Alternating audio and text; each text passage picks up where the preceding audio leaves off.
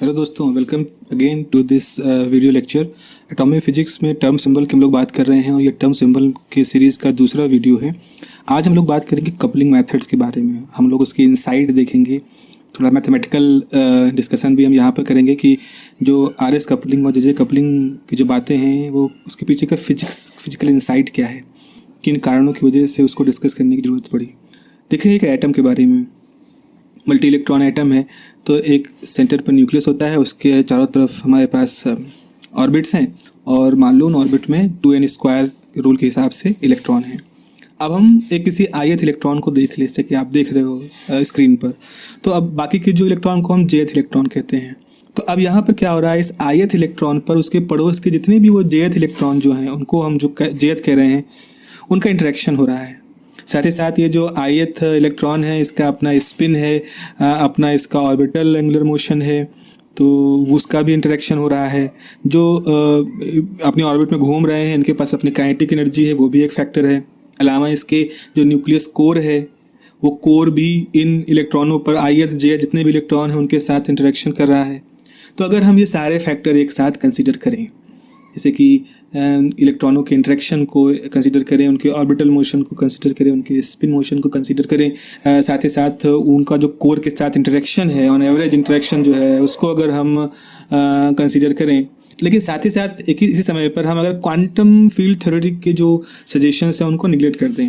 अब quantum field theory एक बड़ी ही डेवलप्ड थ्योरी है जो कि इस तरह के इंटरेक्शंस को बहुत ही टैक्टफुली डील करती है। तो उतना डिटेल में नहीं जाएं, उसकी QFT के बारे में ना बात करें। जैसा कि हम लोगों ने ऊपर मेंशन किया है, उन्हीं सारे इफेक्ट्स को हम इंक्लूड करें तो एक श्रोडिंगर वेव इक्वेशन यहाँ पर लिख सकते हैं। किस कंडीशन में? इस मल्टी इलेक्ट्रॉन अरेंजमेंट के लिए हम एक श्रोडिंगर इक्वेशन को यहाँ पर लिख सकते हैं। चलिए भाई, एक श्रोडिंगर इक्वेशन लिखा जाता है जहाँ पर हम इन इफेक्ट्स को कंसिडर करते हैं।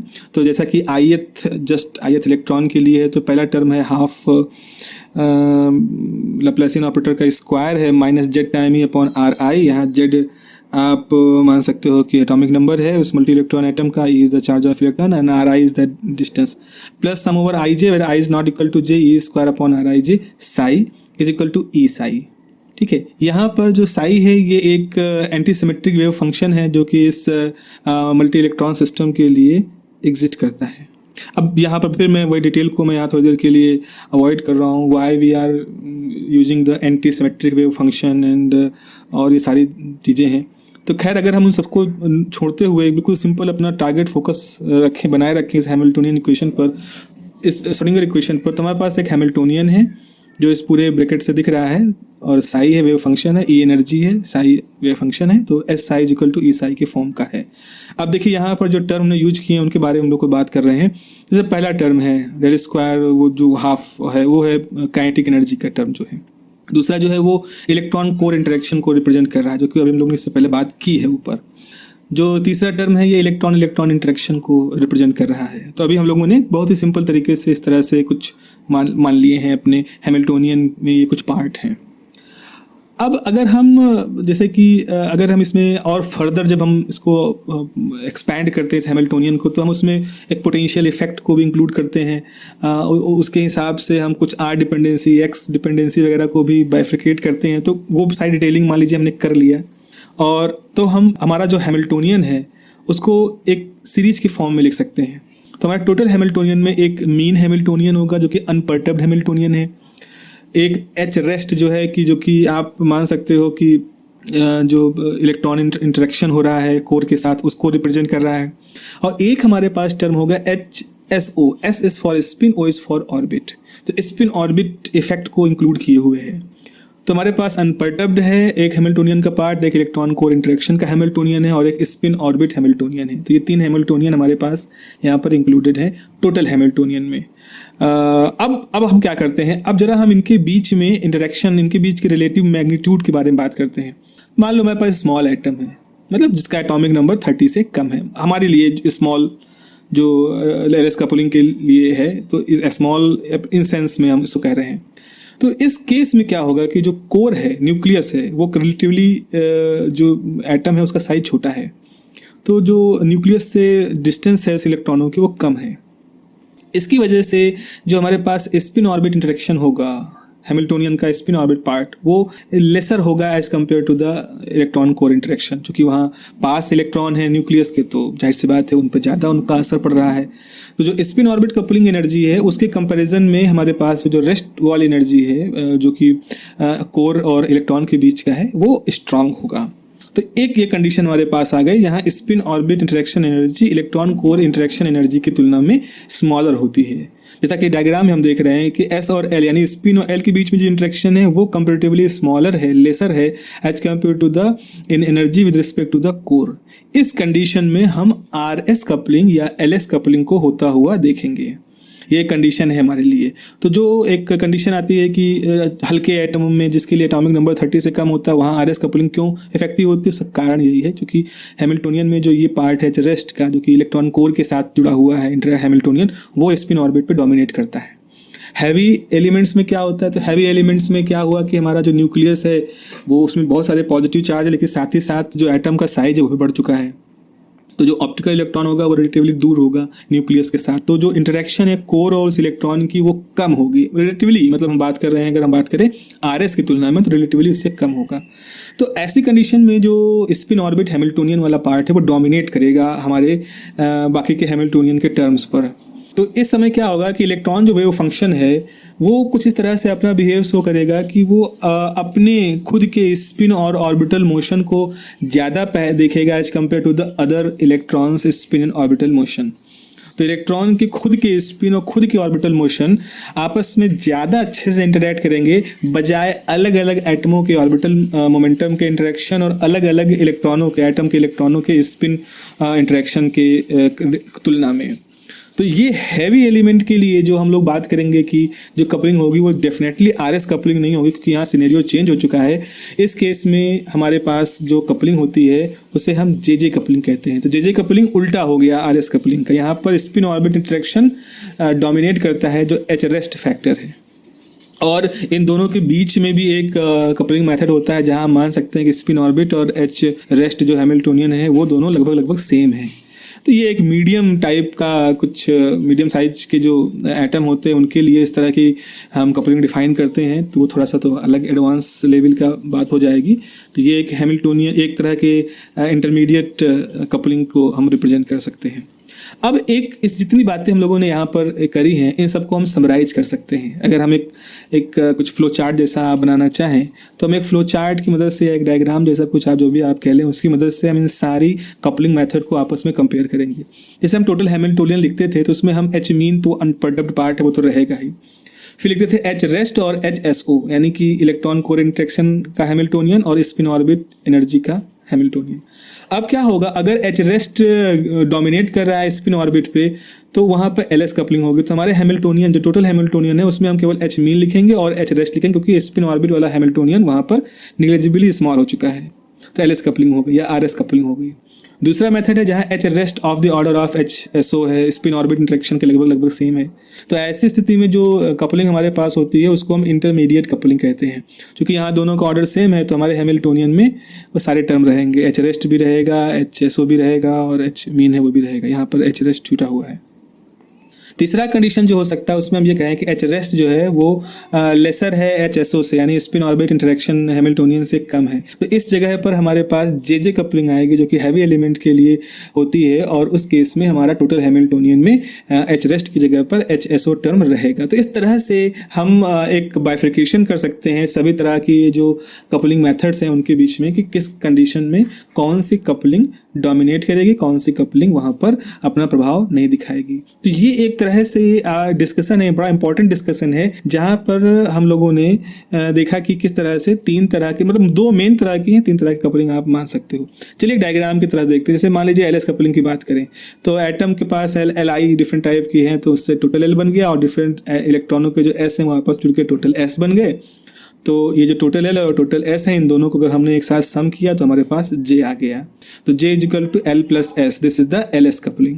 ये हमारे पास एल एस कपलिंग हो गई है, ठीक है। तो यहाँ से हम एल एस कपलिंग को देख सकते हैं। This is the diagram. अब ऐसा करते हैं कि एग्जाम्पल के थ्रू इस पूरी एनालिसिस को समझते हैं कि हम किस तरह से एक्चुअल में एलएस कपलिंग की मैकेनिज्म को कर सकते हैं, मतलब ऑन पेपर कैसे आप करोगे, प्रैक्टिस आप करके देख लेते हैं। तो एलएस कपलिंग के लिए तो ऐसा करते हैं, जैसे सारे एटॉमिक फिजिक्स की जो शुरुआत हुई थी वो हाइड्रोजन एटम के साथ ही हुई थी, तो चलो भाई ground state of hydrogen atom ही लेते हैं शुरुआत के लिए, यही शायद लकी है। तो ground state of hydrogen atom की बात करते हैं। तो ground state of hydrogen atom अकेला इलेक्ट्रॉन रहता है जो प्रोटॉन के इर्द गिर्द चक्कर लगाता है, तो 1s1 ही इसका इलेक्ट्रॉनिक कॉन्फ़िगरेशन होगा, इस ऑर्बिटल में एक इलेक्ट्रॉन है। तो यहाँ प्रिंसिपल क्वांटम नंबर 1 हो गया, एल एस के लिए 0 होता है, और स्पिन जो होगा इलेक्ट्रॉन अकेला इलेक्ट्रॉन उसके लिए हाफ होगा। तो अब यहाँ अकेला इलेक्ट्रॉन है तो जो टोटल स्पिन जो होगा वो भी हाफ ही मानेंगे, तो जो मल्टीप्लिसिटी हम निकालेंगे हो जाएगा 2s+1। तो यहाँ से अगर हाफ आप ले रहे हो तो ये हो जाएगा 2 × हाफ + 1 दैट इज 2। तो ये मल्टीप्लिसिटी 2 है। ऑब्वियस बात ये 2 रिप्रेजेंट कर रहा है कि इलेक्ट्रॉन में भी neither in the plus half state और in the minus half state. L0 है तो L0 के लिए हम टर्म में जो सिंबल इस्तेमाल करते हैं वो S इस्तेमाल करेंगे। अब J की वैल्यू इस्तेमाल कर लो तो भाई L हमारे पास ऑलरेडी 0 है, S की वैल्यू हाफ निकाली ही है, तो J भी वैल्यू हाफ होगी। तो इसके लिए जो टर्म सिंबल हम लोग इस्तेमाल करेंगे वो हो जाएगा 2s हाफ। देखो भाई ऐसा है, जब हम J और मल्टीप्लिसिटी और L सबकी वैल्यू एक साथ इस्तेमाल करते हैं तब हम उसको टर्म सिंबल नाम देते हैं। चलो थोड़ा सा और कॉम्प्लिकेटेड कुछ लेते हैं, जिसमें कि 2 या 2 से ज़्यादा इलेक्ट्रॉन लेते हैं। तो मान लो एक ऐसा सिस्टम ले रहे हैं जहाँ 2 ऑप्टिकल इलेक्ट्रॉन है। फॉर एग्जांपल हमने ले लिया जर्मेनियम।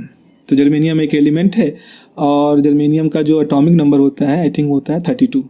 तो अगर हम इस एटॉमिक नंबर के हिसाब से अगर हम इसका इलेक्ट्रॉनिक कॉन्फ़िगरेशन लिखें तो जाएगा 1s1, 2s2, 2p6, 3s2, 3p6, 3d10, 4s2, 4p1, 4d1। तो ये हमारा जो है इसका इलेक्ट्रॉनिक कॉन्फ़िगरेशन हो गया है। तो यहाँ पर आप देख रहे हो कि p ऑर्बिटल में एक इलेक्ट्रॉन है और d ऑर्बिटल में इलेक्ट्रॉन है। तो यहाँ पर ये जो आउटर मोस्ट ऑर्बिट के इलेक्ट्रॉन है इस कॉन्फ़िगरेशन में वो कौन कौन से हैं, एक p ऑर्बिटल का इलेक्ट्रॉन है, एक d ऑर्बिटल का इलेक्ट्रॉन है। तो अब ऐसा करते हैं, इन्हीं 2 इलेक्ट्रॉनों के लिए हम L की वैल्यू लेंगे और S की वैल्यू लेंगे। तो L1 की वैल्यू यहाँ पर P के लिए 1 है और L2 की वैल्यू D के लिए 2 है। तो L1 1 हो गया, L2 2 हो गया। और S1 की वैल्यू यहाँ पर पहले इलेक्ट्रॉन के लिए हाफ है और S2 की वैल्यू भी हाफ है। तो हमारे पास 2 इलेक्ट्रॉन हैं, एक L1 और L2 है और दूसरा है S1 S2 हाफ हाफ। अब हम टोटल स्पिन निकालना चाहते हैं। तो टोटल स्पिन की जो वैल्यू है, टोटल स्पिन जो होगा उसकी वैल्यू जाएगा S1 - S2 से लेके S1 + S2 तक। तो ये कितना हो जाएगा, हाफ माइनस हाफ से लेकर के हाफ प्लस हाफ तक, यानी कि जब माइनस होगा तो हो जाएगा 0 और जब प्लस होगा तो हो जाएगा 1। अब ये जो S की वैल्यू जब 0 आ जाती है तो हम इसकी स्पिन मल्टीप्लिसिटी निकालते हैं। तो स्पिन मल्टीप्लिसिटी का फॉर्मूला होता है 2s + 1। तो इस फार्मूले के हिसाब से जब S 0 रखोगे तो मल्टीप्लिसिटी 1 आएगा, जो कि सिंगलेट स्टेट होता है। और जब हम 2s + 1 के फार्मूले से काम करेंगे तो 3 आएगा, जो कि ट्रिपलेट स्टेट होता है। तो इस तरह से स्पिन इंटरेक्शन से हमें तो ये पता चला कि यहाँ पर जो 2 तरह के स्टेट होंगी, एक होगा सिंगलेट स्टेट और एक होगा ट्रिपलेट स्टेट। अब आते हैं टोटल ऑर्बिटल एंगुलर मोमेंटम के बारे में।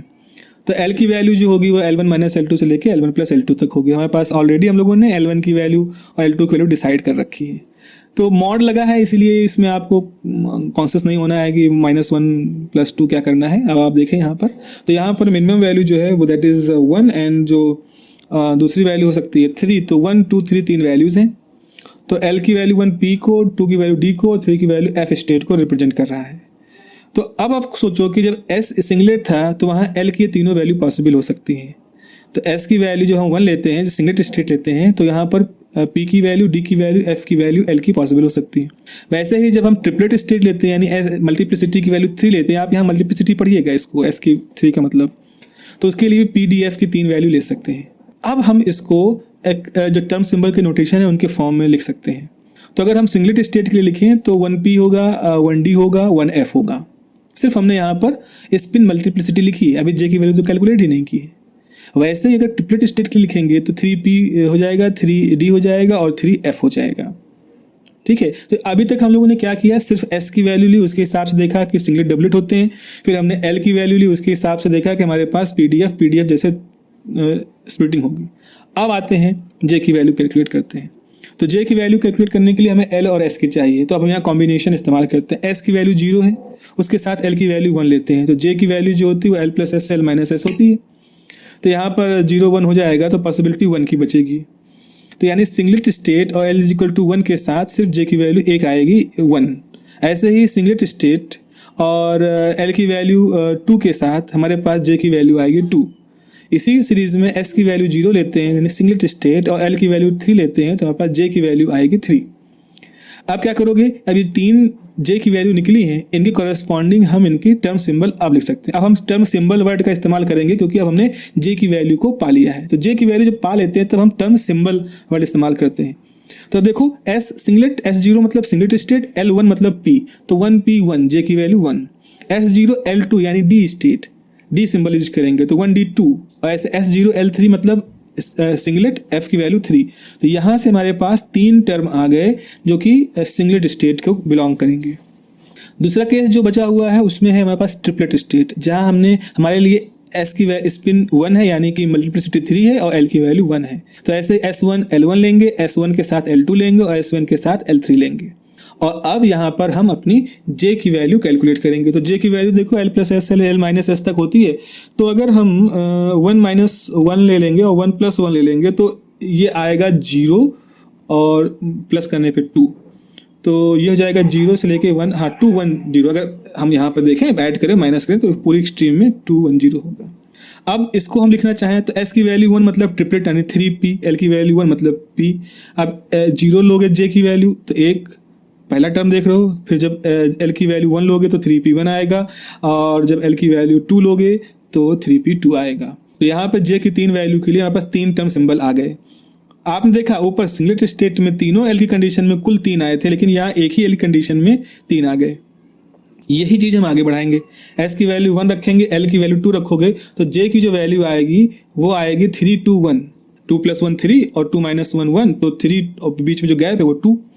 तो अब इसके लिए लिखोगे तो S1 के लिए ट्रिपलेट स्टेट होगा तो 3D1 3D2 3D3। Okay, similarly इसको भी आप वर्कआउट कर लो तो 3 + 1 तो 4 हो गया, 3 - 1 2 हो गया, तो 4 एक लिमिट, 2 दूसरी लिमिट, बीच में बचेगा 3। तो यहाँ पर हमारे जो टर्म लिखे जाएंगे वो हो जाएंगे 3F2। F भी क्यों हो रहा है, क्योंकि L बराबर 3 F के लिए होता है, तो 3F3 3F4। तो कुल मिला के हमारे पास 3 3 6 9 टर्म सिंबल तो यहाँ बन गए ट्रिपलेट स्टेट के, और उसके बाद ऊपर जा करके हमारे पास 3 और बन गए हैं। तो कुल मिला के 12 टर्म सिंबल हम यहाँ पर बना रहे हैं। अभी हम इसमें फर्दर और भी सेग्रीगेशन कर सकते हैं कि इसमें से कितने अलाउड हैं, कितने फॉरबिडन हैं, किनकी पॉसिबिलिटी है, किसकी पॉसिबिलिटी नहीं है। तो ये तो और भी हो सकते हैं। अच्छा, अगर हम सोचें कि जो टर्म सिंबल हैं 12 हैं तो इसके माइक्रो स्टेट कितने रहे होंगे, क्योंकि हमने कंसेप्ट यही दिया है ना टर्म सिंबल का कि बहुत सारे माइक्रो स्टेट हैं, उसमें से जो माइक्रो स्टेट जिनकी एनर्जी लगभग बराबर है उनके अगर ग्रुप बना लें तो हर ग्रुप के लिए हमारे पास एक टर्म सिंबल होगा। तो हमारे पास यहाँ 12 टर्म सिंबल है, तो इसका मतलब डेफिनेटली ये माइक्रो स्टेट्स बहुत रही होंगी और उनसे ये 12 निकले हैं। तो जब देखो उसी फॉर्मूले को इस्तेमाल